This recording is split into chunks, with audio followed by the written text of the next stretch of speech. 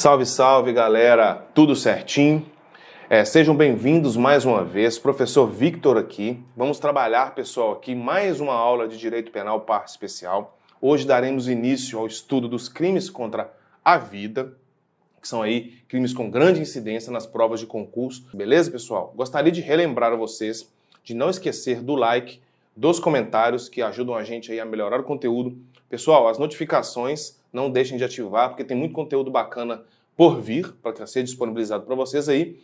Eu gostaria de lembrar de acessar a nossa plataforma, porque lá tem disponível para vocês lá, para vocês conferirem, uma apostila muito completa com doutrina e questões, com todo o edital ali, muito destrinchado e direcionado para vocês aí. Beleza? Sem mais delongas, vamos trabalhar. Vamos produzir. Está estampado para vocês na tela a nossa matéria de hoje. Nós estamos no Direito Penal, em sua parte especial. Professor Victor Magalhães, tá aí para vocês nas nossas redes sociais. Crimes contra a vida, parte 1. Por que parte 1, professor? Porque os crimes contra a vida são expostos, os principais crimes, né, contra a vida que serão abordados no seu concurso, estão dispostos para vocês aí na tela. São muitos crimes, é homicídio, induzimento, infanticídio e o aborto ali nos artigos 124 a 128.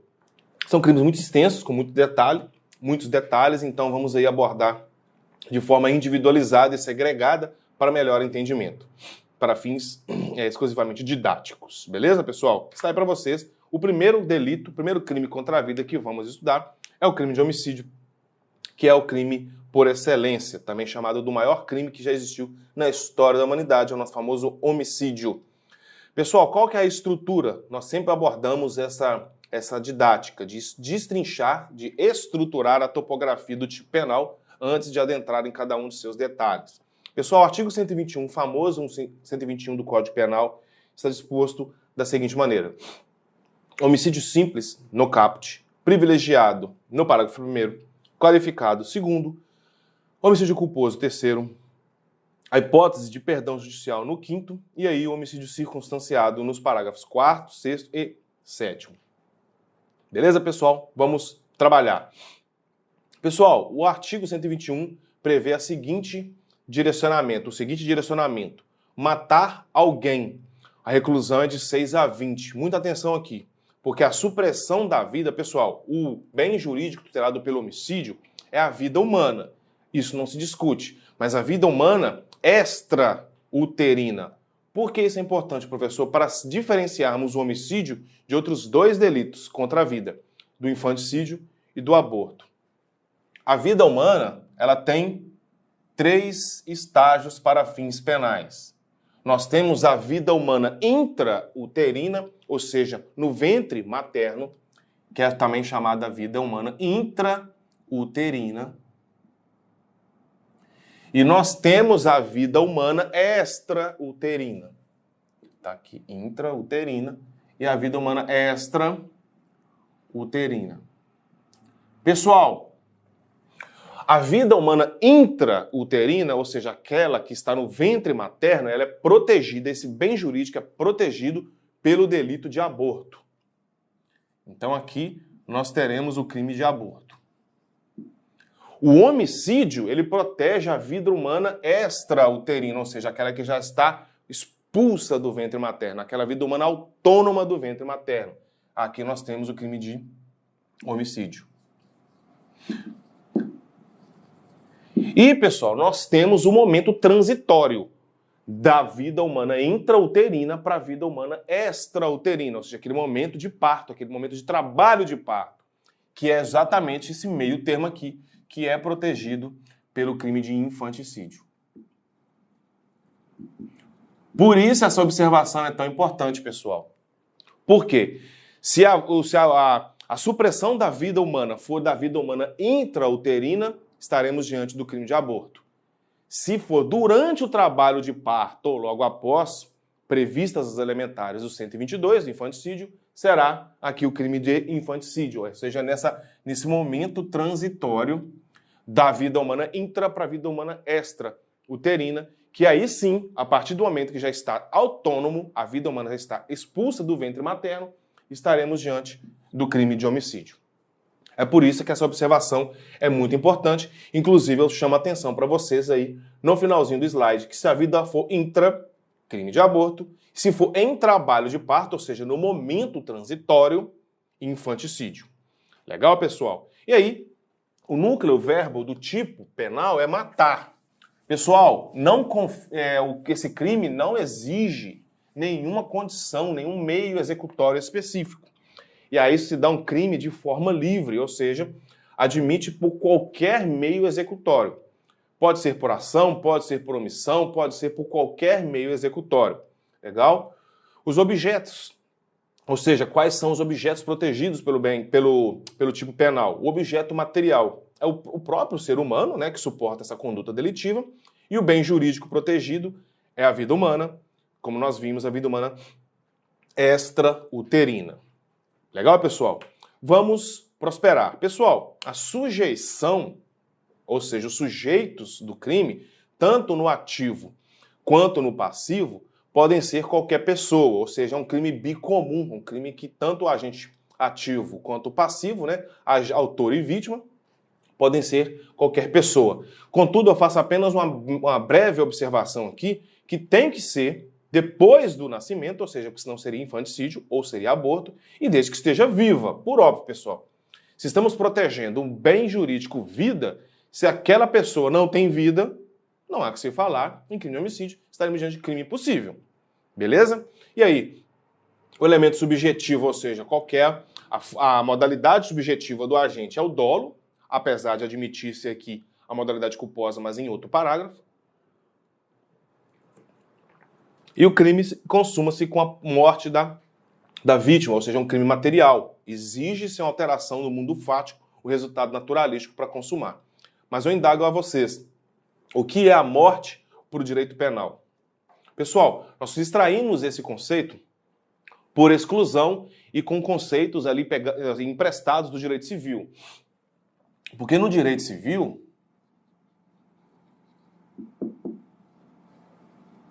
a vida humana, a personalidade jurídica da pessoa começa no nascimento com vida. Nascimento com vida. A personalidade da pessoa inicia-se com o nascimento, com vida para o direito civil. E a personalidade termina com a morte. A personalidade jurídica para o direito civil termina com a morte. E para o direito penal, professor, para o direito penal, consuma-se o crime de homicídio com a morte, que a gente pega o conceito por exclusão do direito civil, que é a cessação da atividade encefálica, porque para o direito civil nasce com vida aquela pessoa que tem as atividades encefálicas ativas.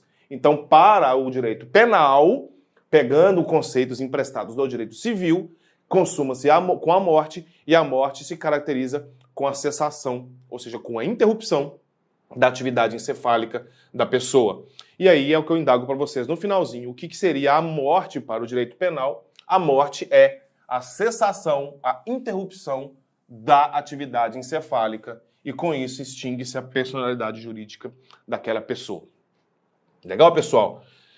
Pessoal, o homicídio simples e o seu caráter hediondo, porque o homicídio simples, pessoal, em regra, ele não é hediondo, mas ele tem uma exceção, que é quando é praticado por grupos de extermínio, então não existe ali nenhuma qualificadora. É um homicídio simples, uma pessoa foi lá e matou alguém. No nosso dia a dia comum, se isso acontecer, estaremos diante de um crime simples, de um homicídio simples e de caráter não hediondo. Só que se ele for praticado por grupo de extermínio, ou seja, aqueles grupos armados que têm o único intuito de matar pessoas, aí sim seria uma hipótese, né, no caso de crime hediondo. Pessoal, muita atenção com relação aos crimes de trânsito. Existe o homicídio no crime de trânsito, lá no Código de Trânsito Brasileiro, existe um homicídio do Código Penal. Existe um homicídio de culposo aqui no nosso Código Penal, no nosso artigo 121, como nós vimos. A diferença, que a banca vai tentar jogar vocês em pegadinha, é o racha, a embriaguez, né, ao volante e ali ocasionar uma morte, não estaremos diante de um crime de trânsito, porque lá na legislação de trânsito o homicídio só é na modalidade culposa. Quando o agente dirige um veículo embriagado ou participando de racha, aquele famoso pega, ele incorre em dolo eventual. E em que pese o homicídio ocorreu na condução de veículo automotor, ele será incidente ali aqui no Código Penal e não na legislação de trânsito, que é essa observação que eu chamei para vocês aí, que é uma posição atual do STF. Então, homicídio de racha e embriaguez ao volante ocorre a incidência do dolo eventual, e o dolo eventual atrai aí a incidência do nosso Código Penal e afasta o Código de Trânsito. Beleza? Pessoal, vencidas essas observações, vamos trabalhar o parágrafo 1º, que trata-se ali do homicídio privilegiado. Pessoal, esse privilégio, entre aspas, é, na verdade, uma diminuição de pena que existe aí previsto no nosso Código Penal. Beleza? Se o agente comete o crime, tá aí para vocês no parágrafo 1º, impelido por relevante valor social ou moral, ou sob domínio de violenta emoção, logo em seguida a injusta provocação da vítima, o juiz pode reduzir a pena de 1/6 a 1/3. Então, essa previsão tem uma natureza jurídica de causas de diminuição de pena. Então, esse privilégio, entre aspas, é criticado, inclusive, pela doutrina, que isso, na verdade, não se trata de um privilégio, se trata de uma diminuição de pena, e essa diminuição de pena, pessoal, ela é obrigatória. Incidentes, uma dessas hipóteses, o juiz é obrigado a diminuir, porque é direito subjetivo do réu. É o que eu trago para você. Se pode ou deve diminuir a pena, porque está escrito na descrição do parágrafo 1º que o juiz pode, mas na verdade é uma obrigação, ou seja, ele deve diminuir. E aí, vamos desmembrar o que seria cada uma dessas hipóteses. Pessoal, relevante valor social.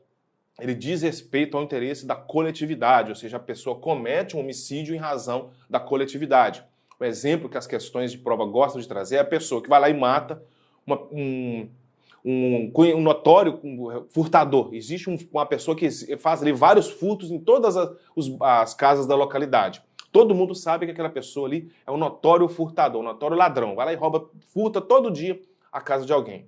Uma das pessoas residentes ali acaba que perde a paciência e mata essa pessoa. Ele estaria incorrendo ali numa hipótese de privilégio, numa hipótese de relevante valor social.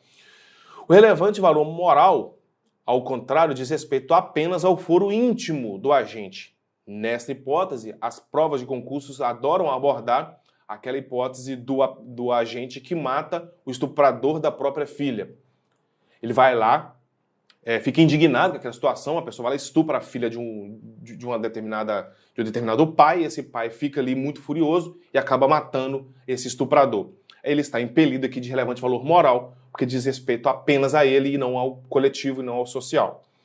E aí, pessoal, o domínio de violenta emoção é um aspecto psicológico, né? Que a pessoa ela é provocada de uma forma tal que ela perde o controle de si, tem que ser um domínio e não uma mera influência. E aí acaba que vai lá, depois de uma injusta provocação da vítima, acaba matando ela. Nessas 3 hipóteses, é uma causa de diminuição obrigatória de pena. Beleza, pessoal? Vamos trabalhar agora, vencidos ali o homicídio simples no CAPT, vencidos aqui o privilégio, vamos agora para as qualificadoras, que são aqui campeãs de incidência em prova.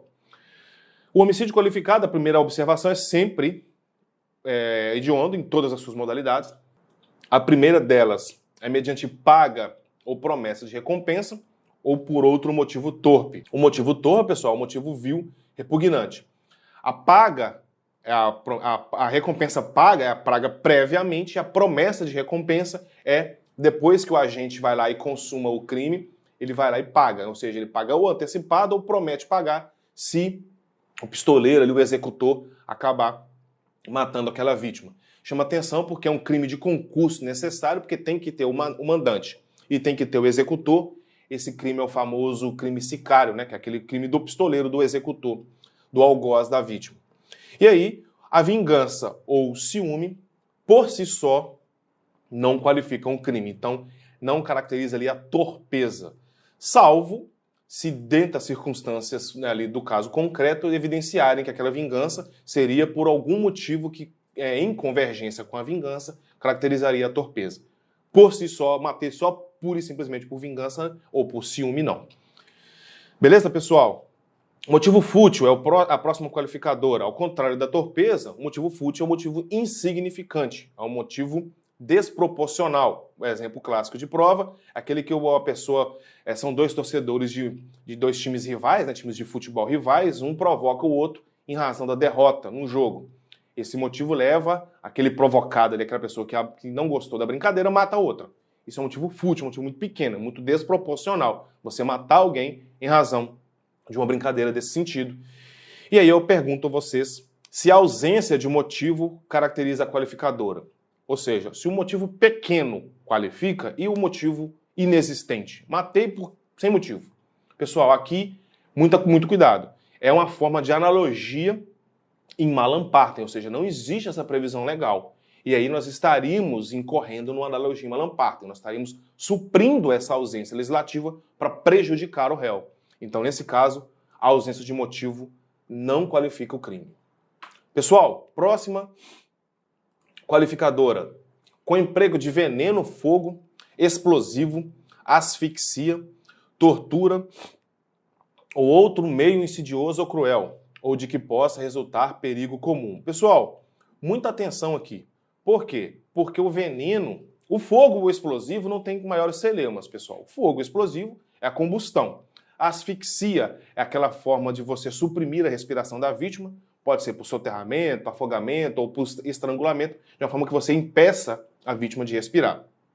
E aqui, muita observação com relação à tortura, porque a tortura aqui no homicídio é um meio executório, eu quero matar, mas vou torturar para isso, que se difere da tortura qualificada lá, da tortura circunstanciada lá na lei de tortura, melhor dizendo.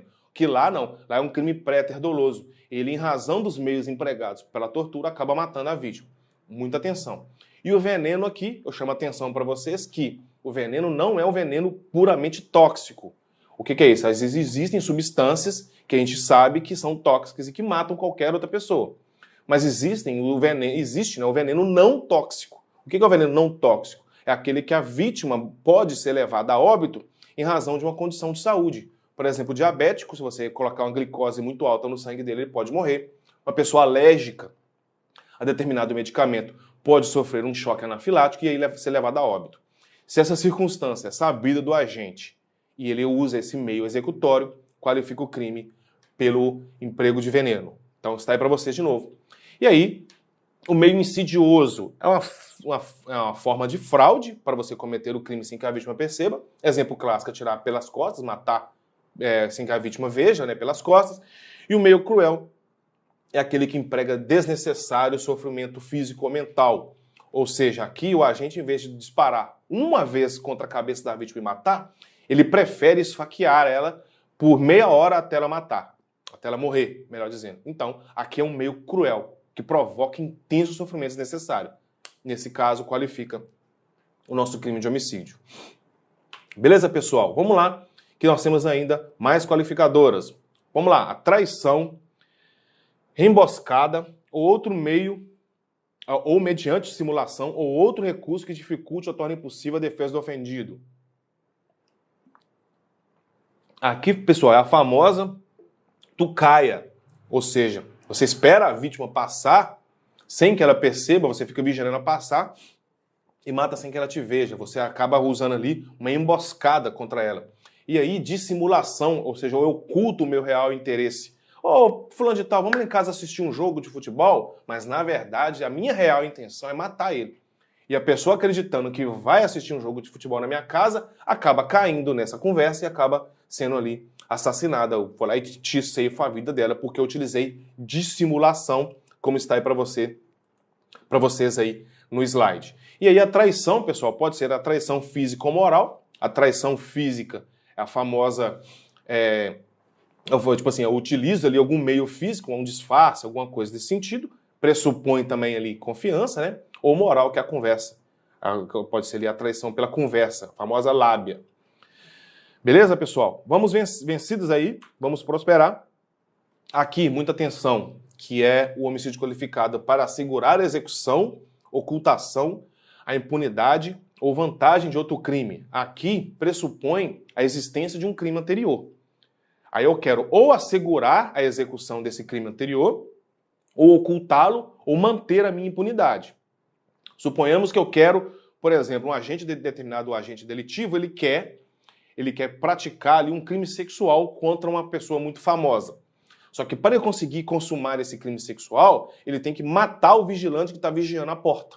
Então ele mata o vigilante para conseguir executar outro crime. Então, nesse caso, o crime de homicídio ele é qualificado para assegurar a execução de outro. É o que a gente chama de conexão teleológica, que diz respeito aos fins, ou consequencial, que diz respeito ali à ocultação e impunidade.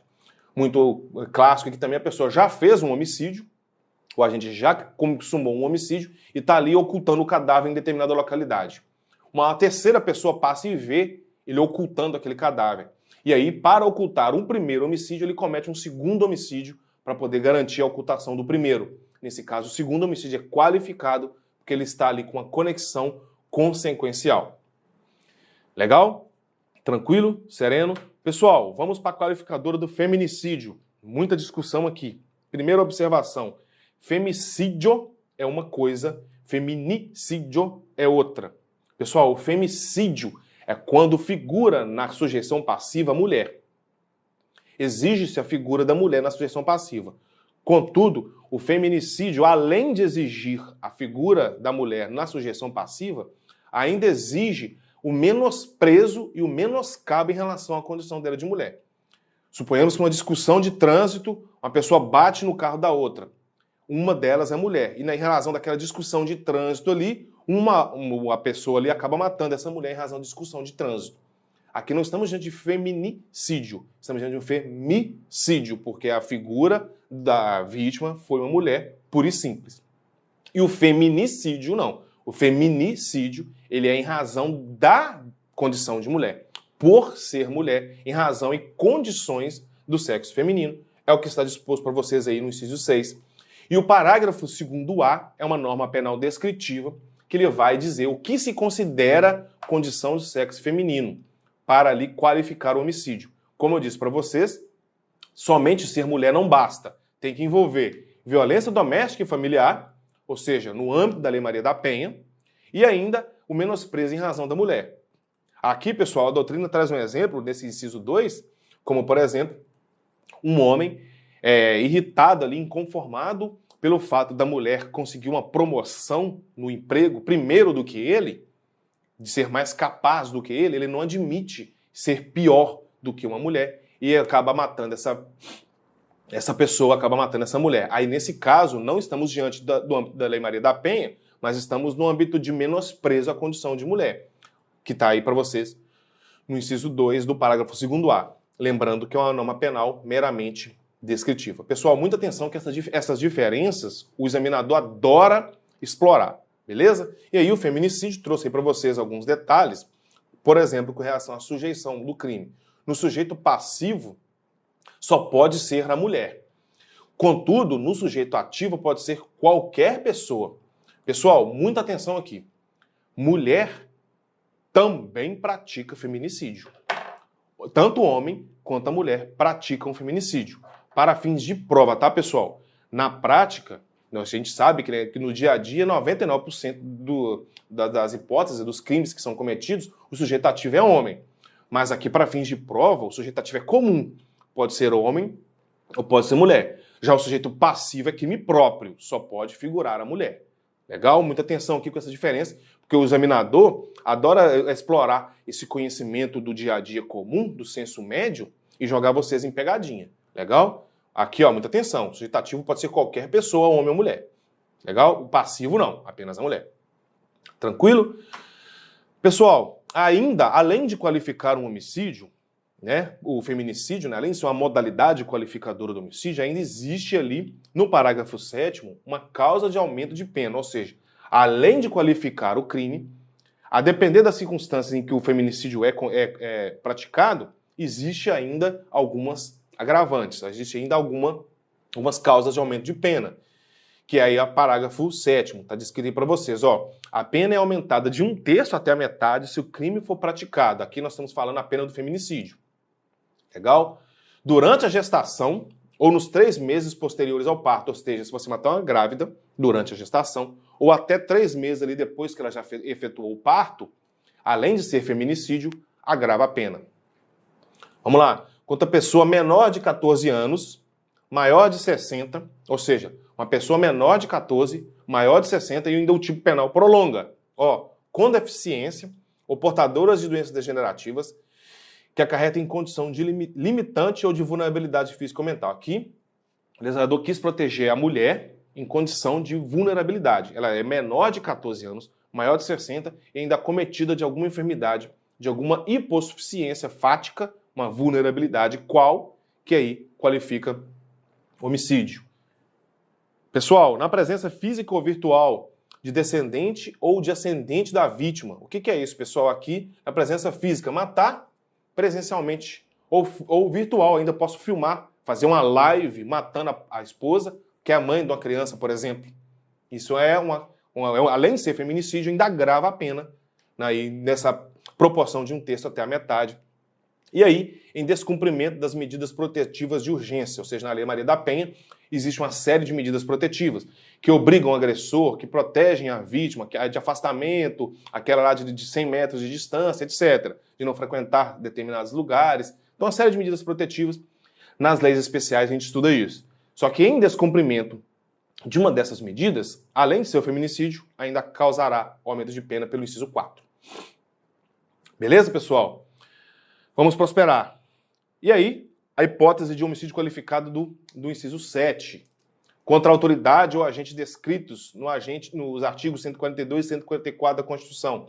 Aqui, pessoal, são os agentes integrantes de segurança. As polícias, Polícia Federal, Polícia Civil, Polícia Militar, os antigos agentes penitenciários, a atual Polícia Penal. Então, se o homicídio for praticado contra essas pessoas ou contra seus parentes, e em razão dessa condição, qual condição? De ser funcionário, a causa aqui a qualificadora do homicídio no inciso 7. Beleza, pessoal? Está aí descrito para vocês na tela. Vamos prosperar. Pessoal, alteração pelo pacote anticrime. Se o homicídio for praticado com emprego de arma de fogo, de uso restrito ou proibido, está aí para vocês incluído pela Lei 13964 de 2019, o famoso PAC, pacote anticrime. Pessoal, diferenciação aqui. Uso restrito. O uso restrito é aquele que só algumas autoridades podem fazer uso daquele armamento. Polícia, exército, etc. Então a lei lá, o Estatuto de Desarmamento e seus decretos regulamentam esse uso. O uso proibido são duas hipóteses que caem em prova. A arma dissimulada e a arma de tratados internacionais. Em direitos humanos vocês estudam os tratados internacionais e alguns deles em que o Brasil é signatário traz a hipótese de proibição de utilização de determinados armamentos. Mina por aproximação, lança-foguete por detecção de calor, armas com microarmas nucleares, granadas micronucleares, algumas espécies de armamentos são proibidas por tratado. Essas duas hipóteses, pessoal, qualificam o crime pelo uso proibido. Na arma dissimulada, ela se disfarça de um objeto inofensivo. Existem duas hipóteses que a doutrina trabalha, que é a hipótese da caneta que dispara, uma caneta que tem ali um projétil e um mecanismo que faz um disparo, e o guarda-chuva. É igual o filme do Batman, lá, o Pinguim tem um guarda-chuva que é uma metralhadora. É como se fosse aqui uma arma de uso proibido, porque ela se disfarça de um objeto inofensivo. Beleza, pessoal? E aí, a Lei Henri Borel trouxe mais uma hipótese de qualificadora, que é contra menor de 14 anos, tá? Aí pra você ver uma alteração legislativa recentíssima, de 2022, que é a Lei Henri Borel. Uma observação aqui é que essa causa de aumento de pena, essa condição de menor de 14 anos, tem que ser da ciência do agente. O agente tem que saber que a vítima tem aquela idade, porque senão é responsabilidade penal objetiva que é proibido. Pessoal, homicídio culposo. Homicídio culposo, a gente estuda lá na parte geral, nós temos até uma aula aí já para ser disponibilizada para vocês de parte geral, que nós tratamos de dolo e culpa. Se o homicídio for culposo, ou seja, que preenchidos os requisitos da culpa, não vamos detalhar aqui, porque temos uma aula específica disso, vocês podem conferir aí no nosso canal, a detenção é de 1 a 3 anos. Mas qual que é a observação importante, professor? É que cabe o perdão judicial, ou seja, está aí no parágrafo 5º. Na hipótese de homicídio culposo, o juiz poderá deixar aplicar a pena, se as consequências da infração atingirem o próprio agente de forma tão grave que a sanção seja desnecessária. Ou seja, pessoal, o próprio crime por si só, em relação ao agente, já é uma punição severa. a doutrina e as questões de prova, a jurisprudência também já tratou dessa hipótese, desse exemplo, em que o pai se descuida ali, tem um filho bebê recém-nascido no carrinho, e ele se descuida com o seu cachorro. O cachorro pitbull lá, um cachorro muito agressivo, vai lá e mata o filho no carrinho. Ou aquele clássico também que o pai esquece do filho, o filho acaba se afogando na piscina. Essas hipóteses de homicídio culposo, que às vezes o próprio crime já é uma punição muito severa para o agente, para aquele pai ou para aquela pessoa, o juiz pode deixar de aplicar a pena, pode deixar de não ter ali a reprimenda penal em razão desse parágrafo 5º do homicídio culposo. Beleza, pessoal? Vamos prosseguir. Pessoal, algumas hipóteses de aumento de pena no homicídio doloso. Nós temos aí o parágrafo 4º e o parágrafo 6º. Sendo doloso o homicídio, a pena é aumentada de 1/3 se o crime é praticado contra menor de 14 ou maior de 60. Aqui vai ter alguma discussão aqui em sede doutrinária, porque já vai qualificar o crime ser menor de 14 anos. Mas não vamos entrar nessa celeuma, porque se está previsto no Código Penal, está valendo, então se cobrar letra de lei, vocês marcam, beleza? E aí o parágrafo 6º, a pena é aumentada de 1/3 até a metade se o crime for praticado milícia privada.